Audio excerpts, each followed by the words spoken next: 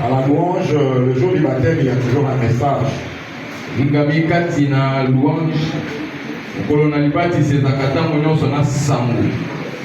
Le Seigneur nous parle.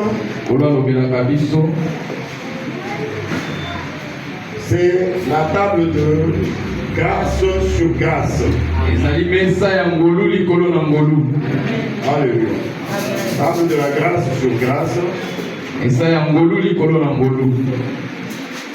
C'est la table du salut. Il y a des bénédictions au rendez-vous. Il y a une pluie qui tombe. Il y aura des guérisons et des victoires dans votre vie. Je suis Dieu.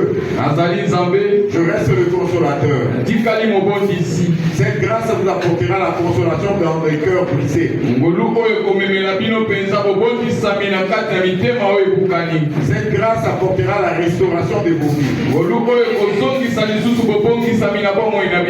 Vous serez délivrés, vous serez guéris et vous serez bénis. Cette grâce apporte des vies à ceux qui étaient proclamés morts. Alléluia. La gloire de Dieu opérera des grandes choses. Approchez-vous avec assurance. Ceux qui avaient faim et soif, ils auront à manger et à boire gratuitement. L'Éternel sera disponible pour votre vie. La gloire de Dieu va resplendir et personne ne pourra résister. Vous vivrez la manifestation de la grandeur de Dieu. Vous allez vivre de nouvelles choses. Ceux qui sont faibles deviendront forts. Il y a un réveil qui s'opère.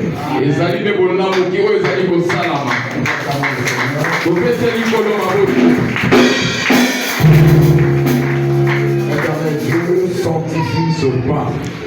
Sanctifie cette boisson par le sang puissant du Seigneur Jésus-Christ.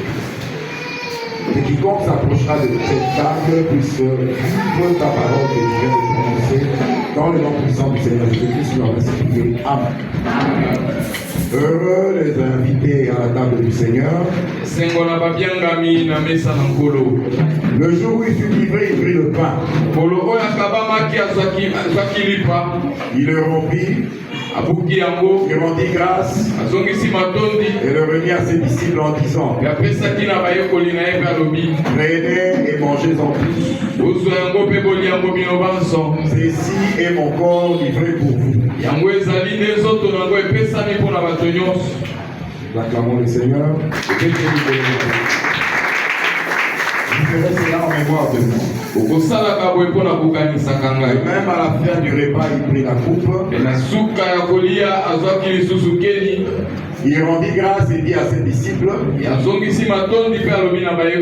prenez et buvez-en tous. Ceci est la coupe de mon sang. Le sang de l'alliance nouvelle et éternelle. Versé pour le salut du monde et la rémission de péché.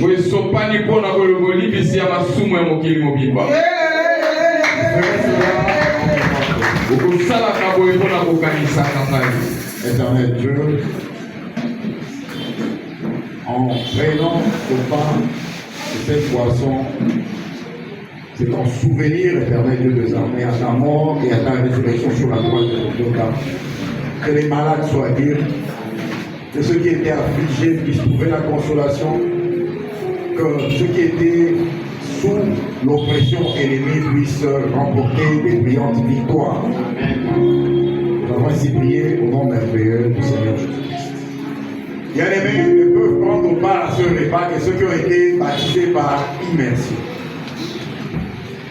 Notre frère venait d'être baptisé par immersion, donc désormais il prendra part à ce repas comme nous autres.